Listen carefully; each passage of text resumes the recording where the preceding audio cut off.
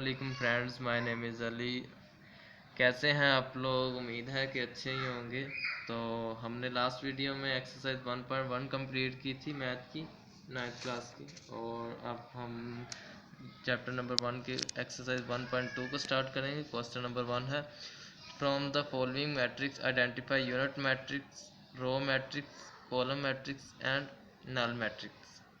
तो ये मैट्रिक्स दिए हुए हैं, तो इसमें बताना है कि कौन सा यूनिट मैट्रिक्स है, रो मैट्रिक्स है और कॉलम मैट्रिक्स है और नल मैट्रिक्स है। तो ये क्वेश्चन करने से पहले आपको इनकी डेफिनेशंस के बारे में पता होना चाहिए। तो हम पहले आपको डेफिनेशंस के बारे में बताते हैं थोड़ा सा। फर्स्ट है unit matrix. A diagonal matrix is called identity matrix और unit matrix if all diagonal entries are 1। अगर डायगोनल एंट्रीज 1 हो और उसके अलावा जो नॉन डायगोनल्स हैं वो 0 हो, तो ये मैट्रिक्स कराएगा यूनिट मैट्रिक्स। और इसको डोनेट यानी कि रिप्रेजेंट करते हैं आई से। तो एग्जांपल के तौर पे देख लें, डायगोनल में 1 है और नॉन डायगोनल जो है वो 0 है, तो ये मैट्रिक्स कहलाएगा यूनिट मैट्रिक्स। और सेकंड पे हम जो है रो मैट्रिक्स को डिस्कस करेंगे, जिसमें इसकी डेफिनेशन है, the matrix which has only one row called row matrix. जिस मैट्रिक्स में एक रो होगी वो रो मैट्रिक्स कहलाएगा, चाहे उसमें कॉलम जितने मर्जी हों। जैसे कि फॉर एग्जांपल ये देख लें, एम मैट्रिक्स दिया हुआ है, उसमें रो 1 है और कॉलम 1 2 3 है, तो ये मैट्रिक्स रो मैट्रिक्स कहलाएगा। इसी तरह हम थर्ड पे डिस्कस करेंगे कॉलम मैट्रिक्स को। इसकी डेफिनेशन है, matrix is called column matrix if it has one column. अगर मैट्रिक्स एक कॉलम है तो रो चाहे जितनी मर्जी हो, तो वो कॉलम मैट्रिक्स कहलाएगा।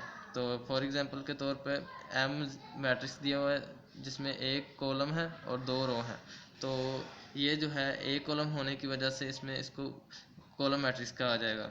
और फोर्थ पे हम डिस्कस करेंगे नल मैट्रिक्स को। A matrix is called null matrix if each of its entries is 0। यानी कि तमाम जो डिजिट्स हैं वो 0 हो मैट्रिक्स में, तो वो कहलाएगा नल मैट्रिक्स। और इसको रिप्रेजेंट करते हैं ओ से। फॉर एग्जांपल देख लेते हैं, मैट्रिक्स में तमाम जो हैं वो 0 है डिजिट, तो इसको नल मैट्रिक्स कहा जाएगा।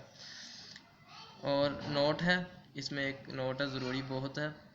If all the entries is 0 then the it not means that the order of this matrix is 0। अगर एंट्रीज 0 है यानी कि डिजिट्स में मैट्रिक्स में 0 है, तो हम इसको जो है इसका ऑर्डर भी 0 नहीं लिख देंगे। हम इसमें रो और कॉलम की तादाद को काउंट करेंगे, उसके बाद इसका ऑर्डर बनाएंगे। जैसे कि इसमें एक दो रो हैं और 2 कॉलम हैं, तो इसका ऑर्डर होगा 2 by 2। और अब हम now we will discuss to start to the solve question.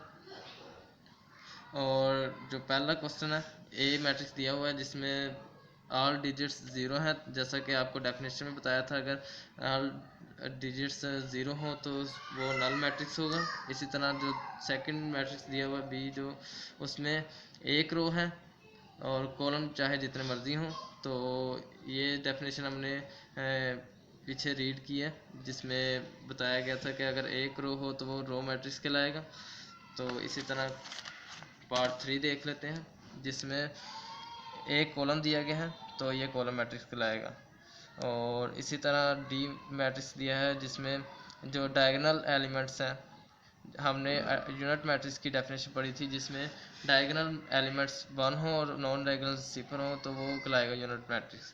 और इसी तरह ई मैट्रिक्स दिया हुआ है जिसमें ऑल जो एक ही डिजिट है तो वो भी 0 है, तो इसलिए इसे नल मैट्रिक्स कहेंगे, इसके अलावा कोई डिजिट नहीं है। तो एफ मैट्रिक्स दिया गया है जिसमें एक कॉलम है, तो इसे कॉलम मैट्रिक्स कहेंगे, चाहे रो कितनी मर्जी हो। इसी तरह क्वेश्चन नंबर 2 पे जाते हैं, वो भी कुछ इसी तरह से रिलेटिव ही है इसके।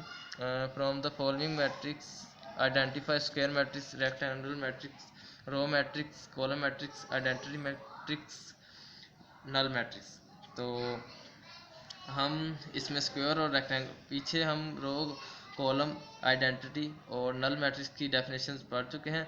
तो हम बस दो रह गई हैं, स्क्वायर मैट्रिक्स और रेक्टेंगुलर मैट्रिक्स की। इस क्वेश्चन के रिलेटिव है ये, तो हम पहले उसकी डेफिनेशंस पढ़ लेते हैं, फिर हम दोबारा क्वेश्चन सॉल्व करेंगे।